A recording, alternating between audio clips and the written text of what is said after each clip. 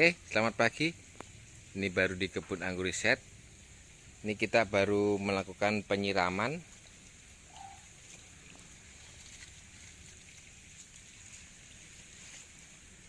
Ini kita baru penyiraman. Jadi kita penyiramannya menggunakan kran seperti ini. Jadi karena menggunakan kran, kita bisa mengatur debitnya. Mau dibuat sangat kenceng atau dibuat sistem netes juga bisa. Itu pada mengalir semua. Jadi untuk penyiraman anggur ini saya melakukan 2 hari sekali.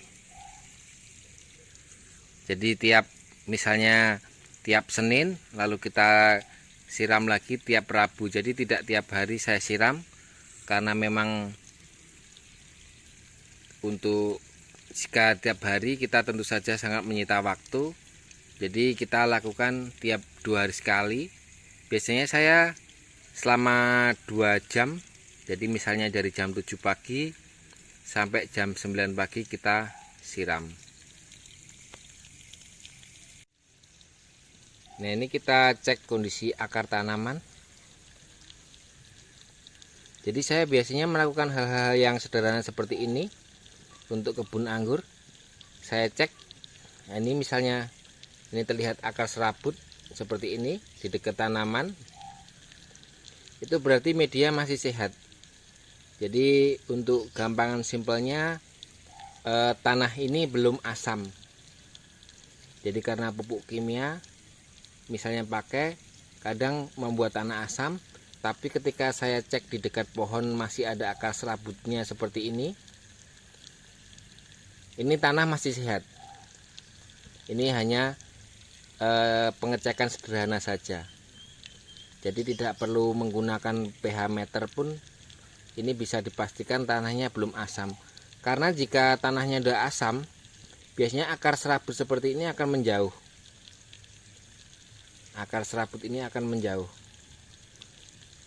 Jadi teman-teman nanti yang punya pohon anggur, untuk pengecekan sederhana bisa dilakukan seperti itu. Dan juga untuk bertambahnya umur, biasanya ketika keseringan memakai pupuk kimia akan membuat tanah asam, sehingga akar serabut dari dekat pohon ini akan lari. Dan itu efeknya cukup signifikan bagi tanaman. Nanti ketika dipupuk di dekat pohon, otomatis pohon tidak menyerap pupuk itu karena akarnya lari. Misalnya kita pupuk di sebelah sini, karena tidak ada akar serabut, bisa jadi akarnya udah lari kemana-mana, dan efeknya pupuknya hanya mubazir atau tidak diserap oleh tanaman ini. Jadi saya pengecekan sederhana seperti ini. Terus solusinya kalau udah nggak ada akar serabutnya gimana? Gampang sekali solusinya. Kita tinggal bagian tanaman ini kita lubangin atau kita lakukan pruning akar. Kalau pohonnya tidak terlalu gede itu masih gampang. Jadi kita lubangin, sebagian akar tunggangnya kita buang, lalu kita isi media yang sehat yang belum asam. Nanti akan tumbuh lagi akar serabut seperti ini. Yang akar serabut seperti ini adalah akar yang menghisap pupuk yang kita kasih. Kita tutup lagi. Jadi cara-cara sederhana ini didapatkan dari pengalaman kita nanam anggur. Jadi saya sharing ke teman-teman.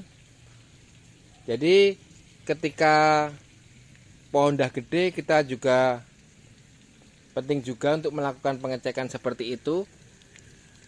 Karena banyak sekali teman-teman yang melakukan pemupukan di sekitar pohon. Kita pupuk, tapi kok nggak berbuah, kenapa? Nah, kadang biasanya akar serabutnya, akar lateral yang menghisap pupuk itu udah lari karena keasaman dari tanah di sini. Jadi tanahnya kadang terlalu asam, pemakaian pupuk kimia. Jadi ketika kita kasih pupuk lagi, dia udah nggak nyaman di area ini dan dia lari. Terus solusinya gimana? Kalau udah terlanjur, kita lakukan pruning akar seperti tadi.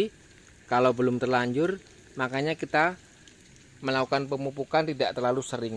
Jadi misalnya saya 2 minggu sekali. Kan kadang ada yang melakukan pemupukan untuk vegetatif seminggu sekali. Sebetulnya itu agak terlalu sering karena dalam masa pertumbuhan, kecuali dalam masa pembuahan ketika kita mengkonsentrasikan untuk memupuk pembuahan. Jadi untuk sering nggak apa-apa. Tapi kalau untuk vegetatif, saya pikir secukupnya saja ketika pohon dah subur. Udah nggak perlu dipaksakan lagi untuk pemupukan kimia. Ini saya cek lagi bagian pohon yang lain nih. Akarnya ya kelihatan di sini. Ini akar-akar serabut ini yang sangat efektif menghisap pupuk.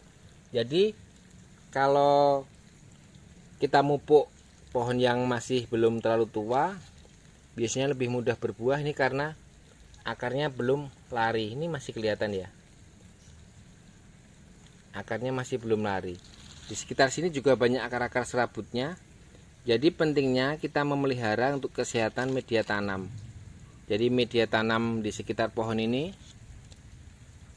kita pelihara biar ketika kita melakukan pemupukan nanti efektif dan benar-benar terserap oleh tanaman. Jadi kita bikin rumah pohon ini senyaman mungkin. Jadi gampangnya seperti itu. Jadi ketika rumah dari pohon ini nyaman, maka penghuninya pun juga nyaman. Jadi penghuninya apa? Penghuninya akar ini. Jadi penghuninya nyaman, dia betah di rumah di situ. Kita kasih makan apapun, dia mau makan.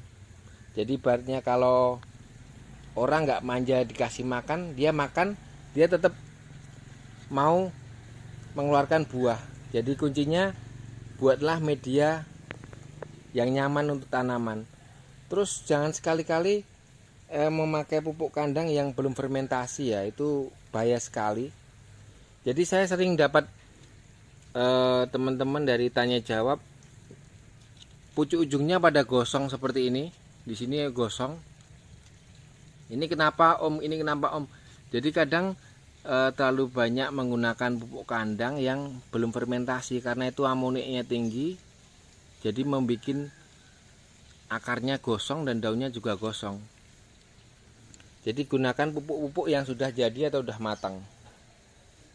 Jadi seperti itu membuat rumah yang nyaman untuk pohon, maka pohonnya juga akan subur. Jadi gampangnya seperti itu. Terus pemakaian dolomit jika nggak pakai UV itu juga diperlukan, karena ketika diguyur hujan terus menerus otomatis pH tanah juga akan drop. Dan pemakaian kapur dolomit itu penting. Jadi ditaburkan di sekitar media tanam, ditaburkan di sekitar situ, itu juga sangat bagus. Kapur dolomit itu untuk mengatasi dari kondisi tanah asam. Jadi itu pengecekan tanah sederhana menurut saya. Jadi teman-teman bisa dilihat di pohon anggurnya, jika akar serabutnya udah ndak ada, itu coba dibikin medianya nyaman biar pohonnya bisa betah untuk tinggal di tempat media itu. Ini terus kita lihat ini ada pohon yang terserang trip juga, ini seperti ini terserang trip. Jadi memang tanaman itu butuh perawatan ya, ini karena mungkin tripnya bandel, jadi ada yang menyerang ini. Jadi daun seperti ini terserang trip. Ini solusinya di deskripsi ya. Ini harus segera diatasi nih. Jadi walaupun pohon ini dirawat, tapi juga kadang ada serangan hama juga. Jadi kita harus tetap antisipasi. Jadi teman-teman nanti juga ketika berkebun pasti menemui hal seperti ini. Biar tahu solusinya, ini saya cantumkan di deskripsi cara atasinya. Oke, kita lanjutkan untuk penyiraman. Terima kasih. Salam Jogja Anggur.